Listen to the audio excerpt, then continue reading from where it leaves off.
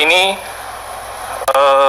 Undang-Undang Nomor 9 Tahun 2020 tentang Anggaran Pendapatan dan Belanja Negara tahun anggaran 2021 itu sudah ada penjelasan pasal 11 ayat 21 bahwa penggunaan dana transfer umum paling sedikit 25% terkait dengan program pemulihan ekonomi daerah dan pembangunan manusia termasuk dukungan penyelenggaraan pendidikan sebesar 19 triliun lebih untuk pembayaran gaji guru non-PNS dengan memperhatikan hasil seleksi penerimaan dan pengangkatan guru P3K. Jadi kami sudah berkoordinasi dengan Bappenas dan Kemenku sebelum adanya undang-undang tersebut untuk anggaran tahun anggaran 2021. Jadi ini menjadi landasan sebenarnya bagi Pemda untuk dasar regulasi gitu bahwa sudah ada dananya untuk pembayaran gaji untuk guru P3K yang lulus seleksi. Lanjut.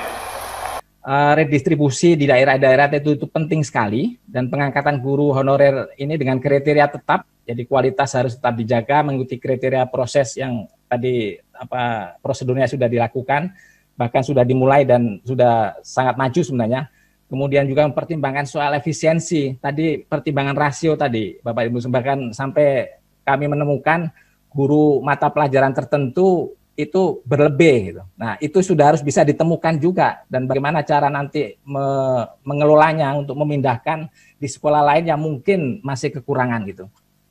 Sementara implikasi penganggaran tadi sudah disebut bahwa akan dimasukkan menjadi bagian dari DAU, tapi begini analisisnya, tadi sudah disebut bahwa kebutuhannya kira-kira 19,3 triliun dengan pembagian seperti ini.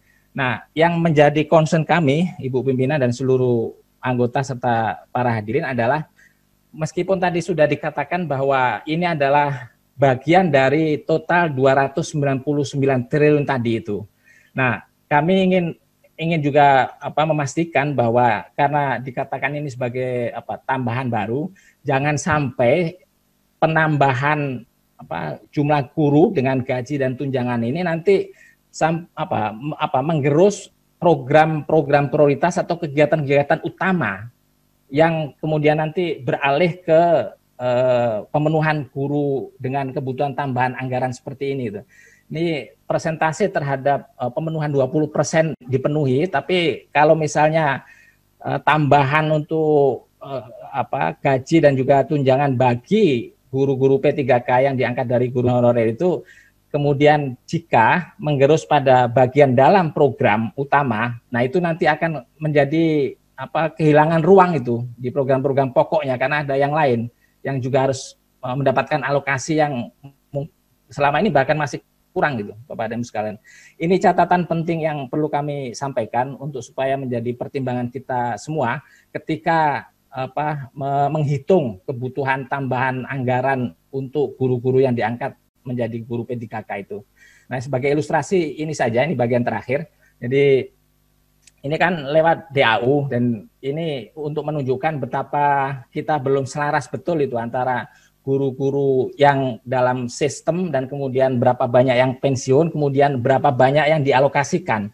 Sejak tahun 2015 sampai dengan tahun 2020 dan 2021, mungkin yang puncak tertingginya alokasi DAU itu untuk yang diasumsikan untuk guru dan bagian dari fungsi pendidikan adalah 168 gitu, 0,8.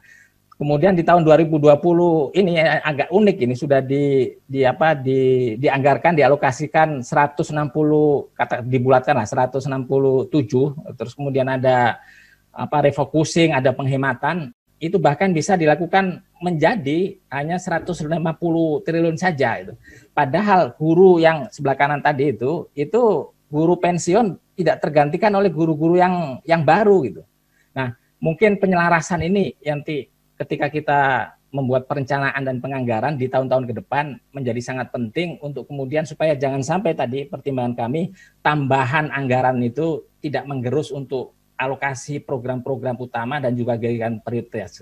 Memberi penekanan bahwa prosedur seleksi tetap merujuk pada Undang-Undang ASN ini, bahwa penilaian harus objektif, kompetensi, kualifikasi, karena ini kami ingin menjaga betul bahwa kebutuhan kekurangan guru dipenuhi, tapi tetap untuk menjaga kinerja penyelenggaraan pendidikan dalam rangka menjaga supaya kualitas pendidikan juga bisa ditingkatkan dari waktu ke waktu. Strategi pemenuhan dalam jangka waktunya harus kita buat, terus komitmen dari pemerintah daerah sendiri, dan apalagi misalnya nanti guru-guru yang sebagian banyak yang kurang itu juga di daerah-daerah 3T, itu juga harus menjadi pertimbangan. Jadi pada saat nanti berapapun yang bisa direkrut dari jumlah 724 itu, yang tadi kuotanya baru bisa dipenuhi 520.000 itu, kemudian juga harus sudah dipetakan, dan ini nanti kemarin kami tidak tahu diskusinya seperti apa, tapi dari pihak Pemda itu juga sudah harus memberi pertimbangan alokasi untuk guru-guru di sekolah-sekolah yang 3T itu. Karena nanti distribusinya, pertimbangan distribusi supaya lebih merata itu. Tunjangan tadi sudah diakomodasi melalui dana transfer. Nah, ini yang penting Bapak dan Ibu sekalian, komposisi pengangkatan guru. Jadi mengangkat guru ASN baru sama sekali untuk menutup kekurangan itu, yang kemudian menghitung guru-guru pensiun.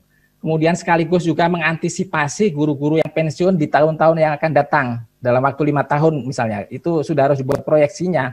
Dan saya kira Pak Dirjen GTK itu sudah bisa menimbang itu berdasarkan pada data Dapodik yang ada gitu. Selain itu juga tingkat kemendasarkannya nih Bapak Ibu sekalian. Jadi kita ingin sekali bahwa guru-guru yang memang sudah mengabdi lama dan itu diberi kesempatan yang pertama itu, dengan tadi yang langkah-langkah yang sudah dilakukan oleh Dirjen GTK, Kementerian Dikbud, itu sudah sangat baik saya kira. Prosesnya diawali dengan guru berbagi tadi itu dalam rangka pendampingan atau coaching klinik tadi itu, saya kira adalah bagian dari memfasilitasi guru-guru honorer tadi, dan sangat baik itu apa yang dilakukan pendekatan yang seperti itu. Demikian Ibu Pimpinan yang dapat kami sampaikan, mudah-mudahan bisa menambah dan memperkaya informasi kita. Terima kasih. Assalamualaikum warahmatullahi wabarakatuh.